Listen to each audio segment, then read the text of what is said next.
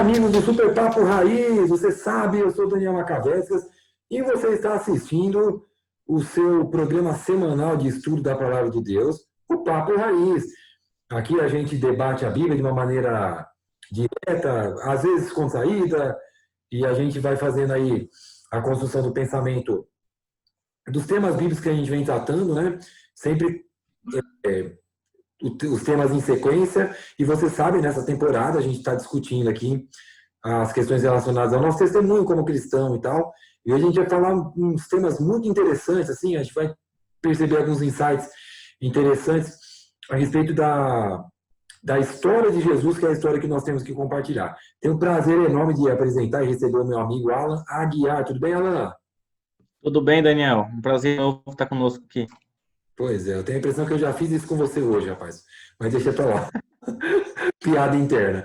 Rapaz, muito bom ter comigo aqui. E a gente vai bater um papo aqui. Eu queria começar lendo o texto que está lá em 1 João capítulo 5, verso 13. E a gente vai falar um pouquinho da questão das histórias que nós compartilhamos. A gente já falou, Ana, a respeito do testemunho da nossa vida.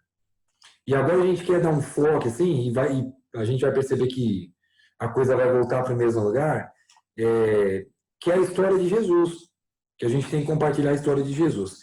1 João, capítulo 5, verso 13, João fala assim: essas coisas eu escrevi a fim de saberes que tendes a vida eterna, a vós outros que credes em o nome do Filho de Deus. Então, é interessante que João ele coloca qual é o propósito daquilo que ele escreveu, para que a gente tenha a vida eterna. Lá no Evangelho, ele relata também que ele escreveu o relato de Jesus, lá em João, capítulo 20, mas ele fala assim, olha, se fosse para colocar tudo que Jesus fez, não iam caber nos livros que tem na Terra. Ia faltar folha. Tem até um hino muito bonito, né?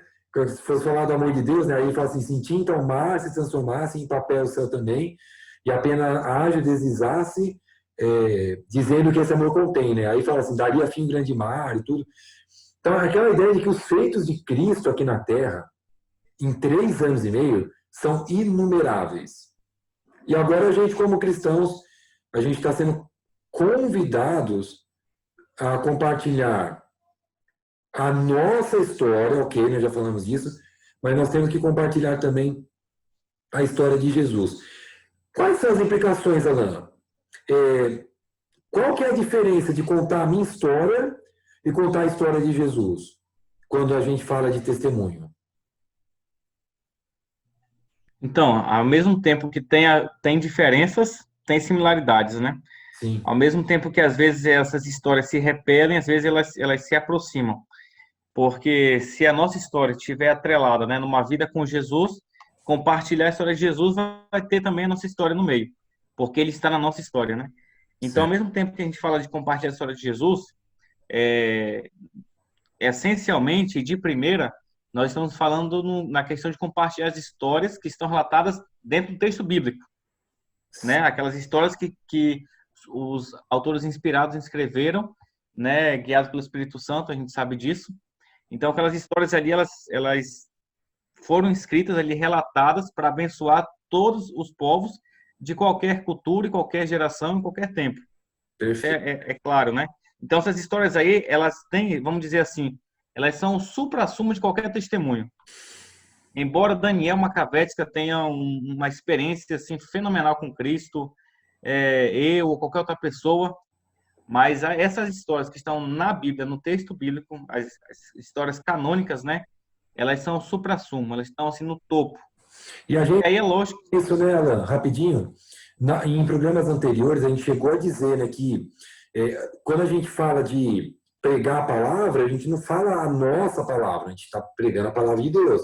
E da mesma Uhum. forma, quer dizer, o que você está dizendo agora é que assim, o testemunho das histórias bíblicas, eles são superiores, porque eles foram registrados para ser contados para todo mundo, por algum motivo. Justo. E outra coisa, Daniel, são relatos registrados que vão diagnosticar os relatos atuais nossos. É, Entende? Então, quem vai fazer né? a peneira, quem vai ser ali, quem vai peneirar os relatos que estão de acordo com o Deus bíblico, são os relatos que já foram registrados na Bíblia.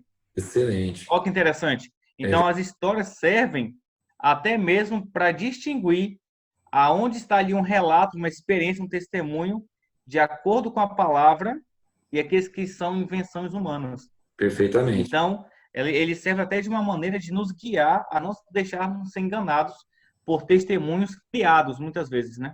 Legal. E aí, Alan, é interessante, por exemplo, que as histórias bíblicas, elas, algumas claramente o autor ali, ou o Espírito Santo vai conduzindo a gente para perceber que elas foram colocadas de maneira bem intencional. Eu lembro, por exemplo, do texto de Jó, em determinada altura, Jó, nas lamentações dele, ele fala assim: quem dera a minha história fosse registrada no livro.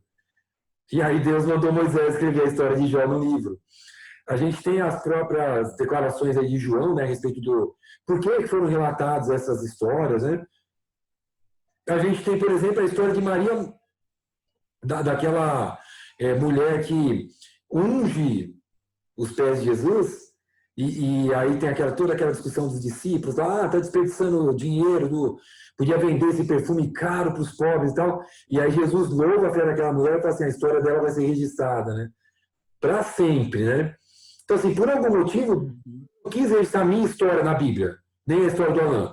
Ele, na infinita sabedoria dele, ele preferiu registrar a história de Abraão, Salomão, e de uma maneira muito intrigante, a história desses heróis bíblicos, elas são, assim, entre aspas, manchadas com várias falhas, né? A gente tem as falhas de Davi, de Abraão, de Salomão, todas registradas na Bíblia, de outros profetas e de outros personagens bíblicos que andaram com Deus, mas que tiveram suas falhas. Então é bonito que o testemunho bíblico, ele aponta para histórias que são tão falhas quanto as nossas. E aí que entra, né, Alan, a importância de a gente compartilhar uma história que é absolutamente perfeita. Então, assim, é legal contar a história de Abraão, é legal contar a história do Alain, da esposa do Alain, dos pais do Alain. É legal contar a minha história.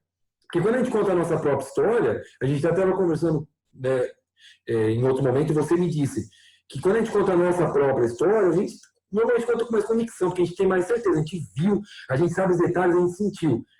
Mas tem uma história que é perfeita.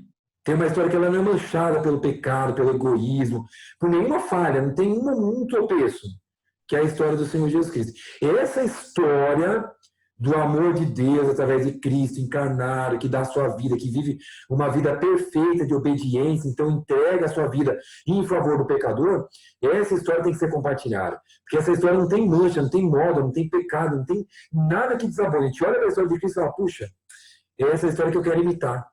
É igual essa história que eu queria... Verdade, Daniel. É o que você falou, muito interessante. Assim, essa história ela não tem mancha, né?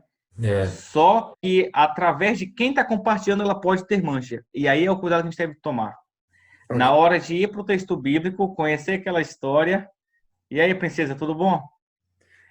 Lê aquela história e na hora de compartilhar essa história, eu dou a minha interpretação. Eu dou a minha visão. Aí que está o negócio.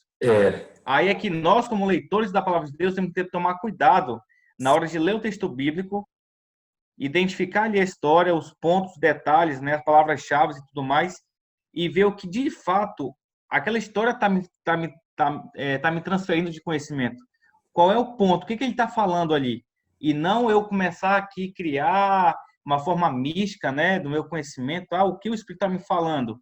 E assim vai, cada um tem a sua interpretação daquela história que está relatada ali.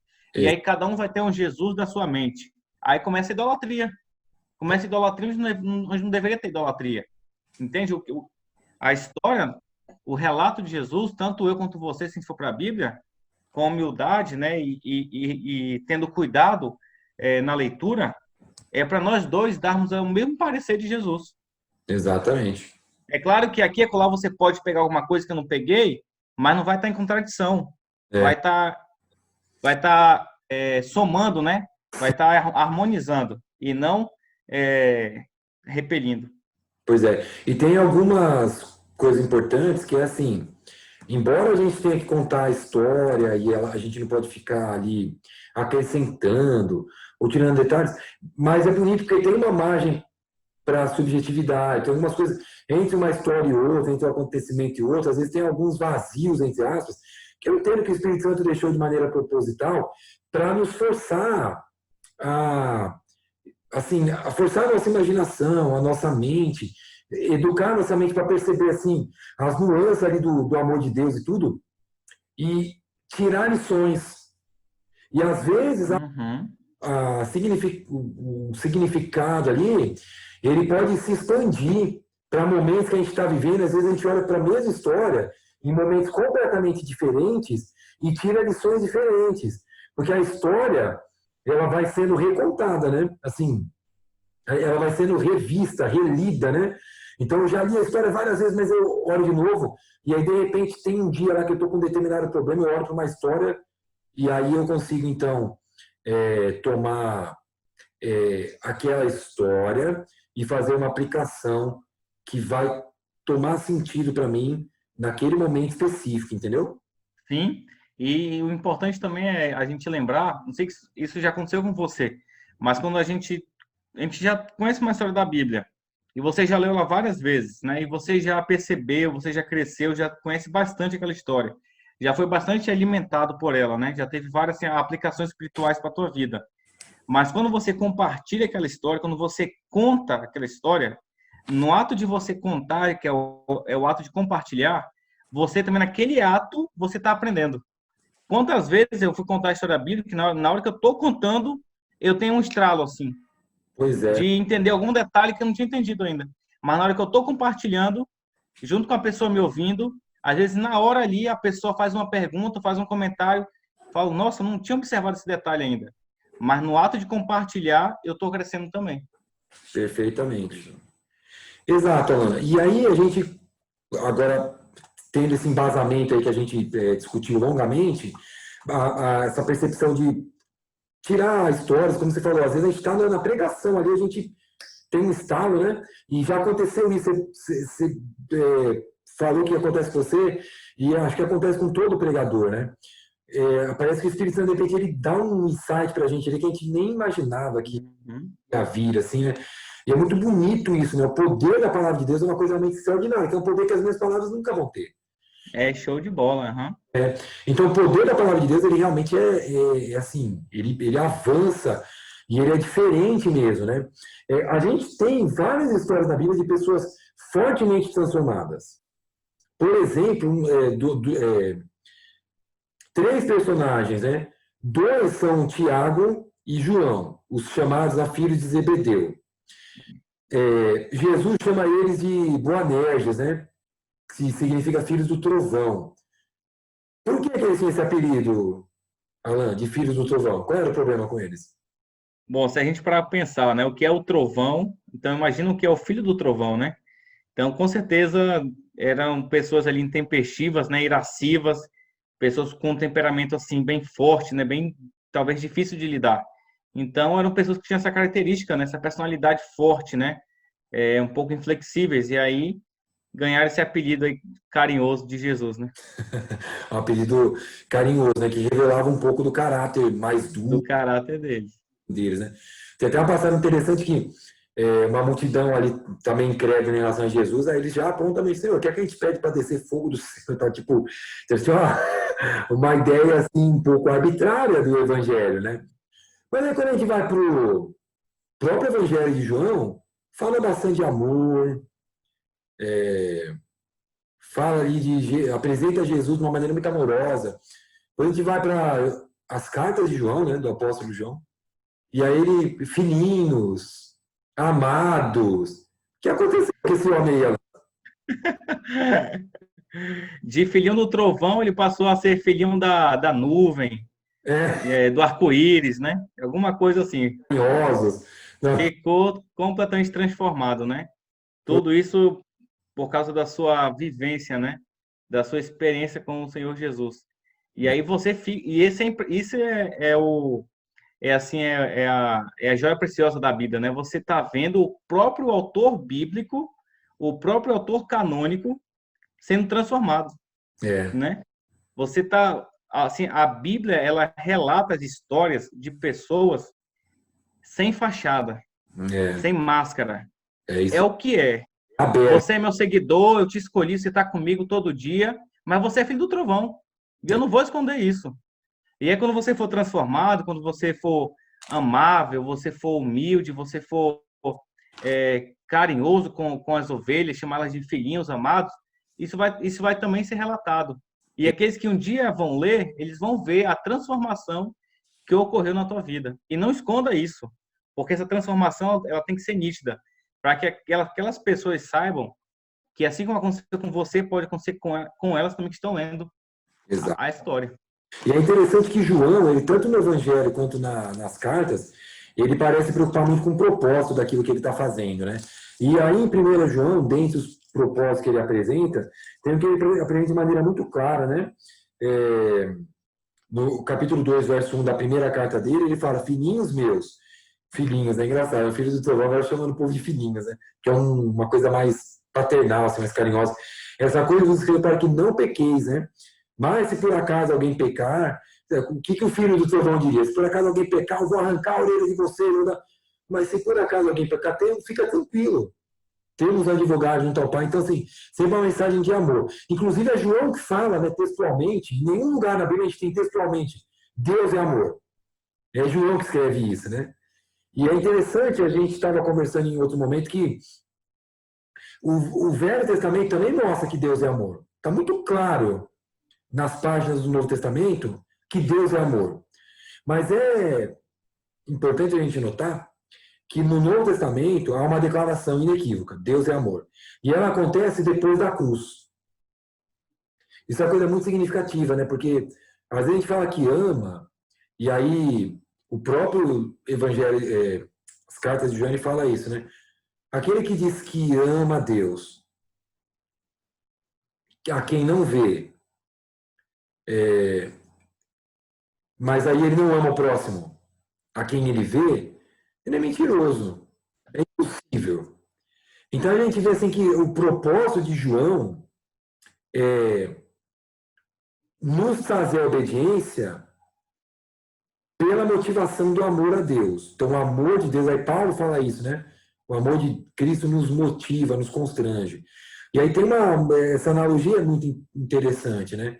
Olha, se você não se compadece do sofrimento do seu irmão, você não pode dizer que ama a Deus, porque Deus você nem vê. E Paulo fala, né, isso também nas cartas dele, né?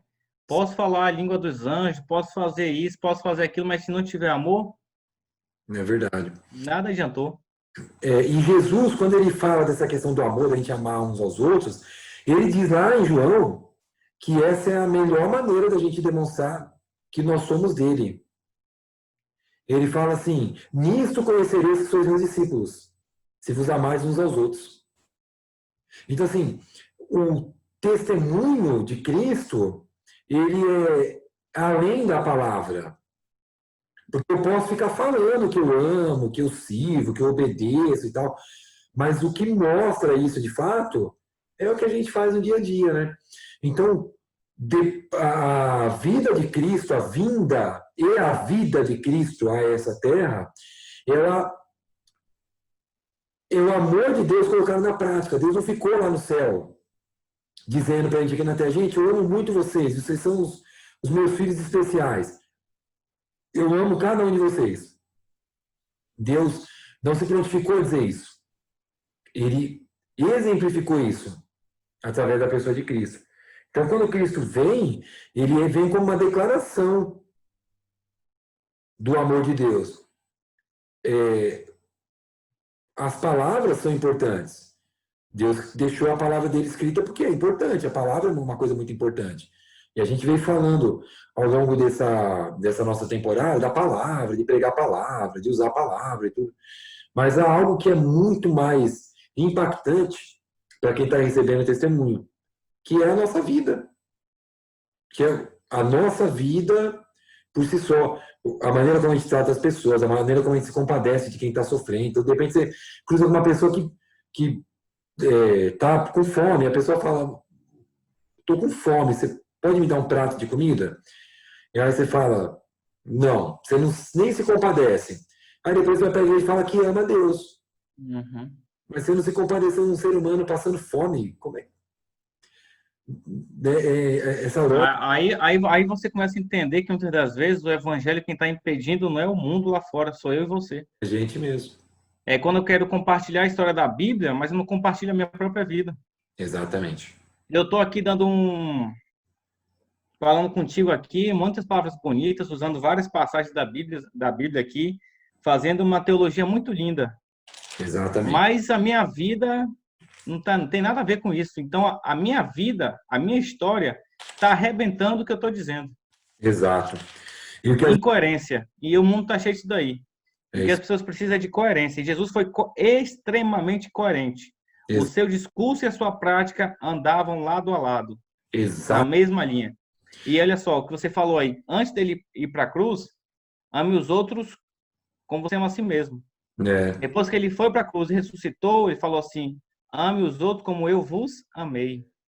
assim como vos amei. Qual é o amor? O amor da morte, do sacrifício. Cara, isso aí constrange a gente. Ao mesmo tempo que admira, isso constrange. É isso Quer mesmo. dizer que eu tenho que te amar, Daniel, ao ponto de dar minha vida por ti? Né? Cara, para pensar nisso. Isso é evangelho da Bíblia. Mas não é o evangelho que a gente está acostumado. O evangelho do sacrifício, isso não é gostoso para a gente, isso não é legal. Esse evangelho ele é duro. Mas esse é o evangelho da Bíblia. E às vezes a gente se perde com vários evangelhos que não é da Bíblia, cara, é inventado por aí. Eu acho engraçado você falar isso, porque às vezes a gente ouve muitas pessoas dizer o seguinte, faz aquela separação, Deus do Antigo Testamento era um Deus muito duro, e o do Novo Testamento é um Deus bonzinho. Só que, vamos, olha só, no Antigo Testamento a gente tinha ordem para amar o próximo como a si mesmo, tudo certo. Mas ainda tinha aquela coisa do olho por olho, né? E aí quando Jesus veio, ele falou assim, olha, ouvi isso que foi dito, olho por olho, dente por dente, tal, eu porém vos digo, né? Não tome vingança e tal, se alguém bater na tua face, dê a outra e tal. O que é mais contrário à nossa natureza? O Antigo Testamento ou o Novo Testamento? E aí, olha que é muito importante o que você está dizendo, Alan, porque quando Jesus ele coloca essa questão do amor que ele revela para nós, ele fala assim: um novo mandamento vos dou, que vos ameis uns aos outros, assim como eu vos amei. Uhum. O novo mandamento não é para amar, porque esse mandamento já tinha, amar ao teu próximo como a ti mesmo. Mas é amar como Cristo amou. Isso é novo. Isso a humanidade não tinha visto ainda. A Então, perspectiva é inédita. e é uma coisa completamente diferente e impossível de ser vivida se não for pela atuação do Espírito Santo na nossa vida. Uhum, Então a uhum. gente precisa reconhecer que a nossa natureza é totalmente contrária às expectativas que Deus tem para nós. Mas nós podemos ser como Paulo foi, como João foi, como Pedro foi, nós podemos ser transformados para vivenciar e para testemunharmos na prática da vida de Cristo, para que a nossa vida não seja uma história contada da nossa vida, mas a história da nossa vida conta a história de Cristo. Justo. E quando você compartilha, Daniel, que a gente até falou, né, no outro programa, que é o seguinte, nós temos que compartilhar as histórias da Bíblia, Exato, mas também precisamos nós, como cristãos, ter também as nossas experiências, as nossas histórias, que são fruto de experiências reais com o nosso Deus. exato. Porque se eu fico só nas histórias da Bíblia ou de outras pessoas e eu não tenho minha própria experiência, que evangelho está sendo esse? Pois é, Eu não tenho experiência com esse Deus, eu não tenho um, nada para contar dele que ele fez na minha vida, que ele está fazendo. Então não está adiantando de nada. Então, esse exatamente. evangelho ele é só a história da carochinha, porque não está acontecendo nada de diferente. É Então é verdade. necessário que eu conte dos outros, eu conte da Bíblia, mas também eu conte de mim. Mas ao contar a minha história, o foco, o centro não sou eu. O Exato. centro é Cristo. O foco é exaltar Ele, o seu poder, a sua glória, a sua majestade. Esse é o centro. É, Porque muitas das vezes a gente está entrando nessa pegada aí desse mundo liberal, da ideia de que eu sou o centro de tudo, sabe? É uma filosofia humanista dentro do evangelho que está pegando agora, que é uma coisa incrível. Um dia você está vendo uma pregação assim, aí o cara, vários seguidores na internet, dizendo que no Antigo Testamento o centro era Jesus, no Novo o centro era Jesus, na Bíblia o centro é Jesus. Mas em Jesus o centro é você. a, Isso é lindo de ouvir, né? a, Nossa, eu sou o centro, para Jesus eu sou tudo. Sem mim ele não é ninguém. Cara, isso não é bíblico. Onde é que está isso? Não tem, não tem. Pode ser lindo de ouvir, mas isso aí tá te enganando. Isso é um engano. Nós não somos o centro de nada. O centro é ele. Ele que é o centro. Exatamente. E tem um outro personagem, a gente citou aqui Pedro, né? E aí é dito assim, lá em 1 Pedro, capítulo 1, no verso 22, é muito interessante. Vamos pensar aqui o participante do Papo Raiz, né? Pessoa que está assistindo a gente aqui. Pense em quem é Pedro. O Pedro do Evangelho é o camarada que corta a orelha do soldado. É o camarada que tudo que está acontecendo ele quer ser o primeiro, ele quer tomar a primazia de tudo. Aí ele fala assim, tendo purificado a vossa alma, 1 Pedro capítulo 1, verso 22, tendo purificado a vossa alma pela obediência à verdade, tendo em vista o amor fraternal não fingido, amai-vos de coração uns aos outros ardentemente. É até engraçado, né? Sujeito igual Pedro falando de purificação, falando de obediência, mas falando também de amor, né? E aí ele mostra, e é muito interessante que algumas pessoas usam essa coisa do amor que a gente está falando aqui, como se o amor substituísse a obediência. Então, não. Portanto, é amar o próximo, portanto, é dizer que eu amo a Deus. Só que Pedro está dizendo que é a obediência à verdade que purifica as nossas almas. No contexto de Pedro, aqui não é o amor que purifica a alma, é a obediência, é a santidade. Obediência aos mandamentos de Deus purifica a nossa alma. Santidade purifica a alma. E tendo a alma santificada, a gente consegue, então,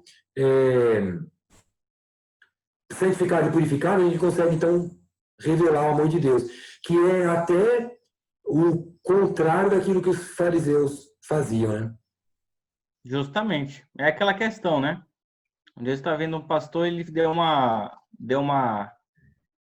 clareada legal nesse assunto. Ele fala assim, se tem um quintal e chega ali uma mosca e uma abelha, para onde é que vai a mosca? Ela vai procurar os cachorros ali, quem sabe as fezes do cachorro. Para onde é que vai a abelha? Ela vai para o jardim, para as flores, para a árvore. Exatamente. Então, o destino, aonde você vai encontrar a abelha e a mosca, tem a ver com o que ela é. É muito bom Por isso. que a mosca está lá nas fezes? Porque ela gosta de fezes. Ela gosta de coisa fedorenta, coisa podre. E a abelha, ela gosta de coisa perfumada, ela gosta de flores, de cheiro, de cores. Isso tem a ver com o que ela é. Então, essa história de dizer assim, tem que amar, não sei o que lá. Tá, mas e na prática, o que está acontecendo? Será que tá em acordo com o teu discurso? Ou está em dissonância?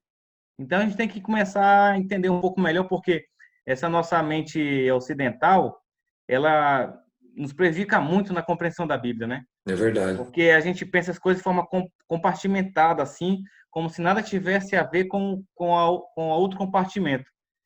E na ideia oriental, na mente de Deus que a gente vê na Bíblia, as coisas estão entrelaçadas. Não É. existe essa divisão das coisas, elas estão todas unidas. Por isso que você quer estudar algum tema na Bíblia, você tem que ler de capa a capa. Amigo. E essa questão da história, né, Alan? Porque aí quando a gente vê toda essa questão da obediência, a Bíblia fala, né, que o Espírito Santo foi dado para aqueles que obedecem e tal. Então nós somos instados constantemente a sermos obedientes, a sermos pessoas amorosas. Então a minha obediência ela não é requerida para um tipo de santidade farisaica que me separa das pessoas. É muito pelo contrário. Eu preciso estar em harmonia com a palavra de Deus, com a vontade de Deus. Isso se revela, né, a vontade dele nos mandamentos, para que eu possa me aproximar das pessoas como alguém que pode dizer com convicção, olha, eu sou um pecador miserável, a minha propensão é sempre fazer o mal, mas eu tenho sido transformado pelo poder de Deus. Em certo sentido, é como se as histórias dos milagres de Cristo continuassem sendo escritas através de nós. E aí, de novo, que quem estava falando no começo, no fundo, não é a história de Paulo, não é a história de Pedro, de João, de Davi, de Abraão, nem do Daniel, nem do Alain, mas é a história do poder de Cristo para transformar a vida do Paulo, do Pedro, do Tiago, do Abraão, Sim. né? E esse ponto que você citou aí, Daniel, é muito interessante. Por quê? Porque, veja bem, se eu vou só para a obediência e esqueço da base, do fundamento que é o amor, Sim, eu viro fariseu. é E isso. virar fariseu, eu consigo por mim mesmo. Obedecer os pingos da lei, eu consigo fazer isso pela minha própria força de vontade de querer. O Daniel, qualquer um que querer, ele consegue. Que Pouquinho, quiser, ele consegue. Porque os fariseus conseguiam. é verdade. E qualquer um também que quiser ter um discurso muito bonitinho de amar todo mundo, bater fotinha, fazer oba-oba e não obedecer os mandamentos, também ele consegue. É verdade. Agora, conseguir obedecer baseado no amor, eu não consigo. O Daniel não consegue. Você, ouvinte, não consegue. Só Inclusive, consegue através do Espírito Santo. É é, isso que o Evangelho está convidando a gente. Ele está convidando a gente para ser pessoas do ponto de vista bíblico, mas desse ponto de vista você só consegue com o Espírito. é É verdade. com Deus. E é interessante, Sem a atuação dele, você não consegue ser o que o Evangelho pede de você. e a gente precisa encerrar aqui, infelizmente, mas é interessante pensar que é, o meu amor ao próximo pode se tornar um motivo de vaidade para mim. Claro. Ciência aos mandamentos de Deus pode se tornar um motivo de vaidade. Quando a gente compreende que uma coisa alimenta a outra, a obediência tem que me levar para o amor, e o amor tem que me trazer de volta para a obediência. Uhum. Por exemplo, eu vou dar um exemplo aqui que é fácil das pessoas entenderem. Possivelmente, eu tivesse um comportamento, vamos dizer assim, mais promíscuo, se eu não fosse casado, e se eu não tivesse um compromisso moral com a minha mãe, com as minhas irmãs e tudo mais. Então, assim, eu como homem, e todo homem que está me ouvindo sabe disso, a gente vive em luta com essas questões relacionadas à moralidade e tudo mais. Só que o meu amor pela minha mãe, pelas minhas irmãs, pela minha esposa, pelas minhas filhas, ele me leva à obediência. Falo, poxa, que tragédia seria, né, se eu cometesse um ato que decepcionasse as pessoas que me amam. Então, você percebe como o amor, ele tem o poder de nos levar à obediência, a um comportamento. Uhum. Então, uma coisa vai alimentando a outra. E por Uhum. obediência, vai nos fortalecendo, vai nos indicando que nós temos Cristo na nossa vida o suficiente para compartilhar ele com as outras pessoas. Então, quando eu conto às pessoas o que Cristo fez por mim, eu não estou contando a minha história, estou contando a história de Cristo. Muito bem. Então, é contar a história de Jesus. Qual é? Uhum. Que continua sendo escrita hoje. O Cristo que morreu na cruz, ele tem poder para transformar a vida do Alan, para fazer o Alan se tornar um bom marido, um bom pai, um bom filho. Ele tem o poder de pegar o Daniel, coração obstinado, rebelde, duro, e ele prega do amor de Deus para as pessoas. Então, ao falarmos de nós mesmos, por assim dizer, a gente vai aprendendo a tirar a vaidade, no fim das contas não é a minha história, é a história de Cristo através de mim, né? E é muito importante a gente ter isso em mente. O meu testemunho não é a respeito de mim mesmo, o meu testemunho é a respeito de Cristo. Então, se a minha história tiver elementos que ajudam as pessoas a compreender a Cristo, então eu vou contar a minha história. Mas não é para falar de mim, é para levar as pessoas a entenderem a história de Cristo. Uhum. O Evangelho, né? É contar a história do Senhor Jesus Cristo. O meu testemunho tem que levar as pessoas para Jesus. Né? Beleza. E o objetivo é exaltar ele, né? Exatamente. Toda honra e glória seja dada ao nosso Deus. Meu amigo Alan, vamos despedindo aqui dos ouvintes e convidando os nossos ouvintes e telespectadores, também o pessoal que está assistindo a gente aí através do YouTube e do Facebook, que você conte a sua história, mas sempre com o objetivo de revelar uma história maior, perfeita, inequívoca, que é a história do Senhor Jesus Cristo. Semana que É vem, isso aí. para continuar batendo papo aí a respeito do testemunho. Um abraço, meu amigo Alan, um abraço Um aos abraço. Tamo junto. Super Papo Raiz. Fiquem com Deus até a semana que vem, se Deus quiser.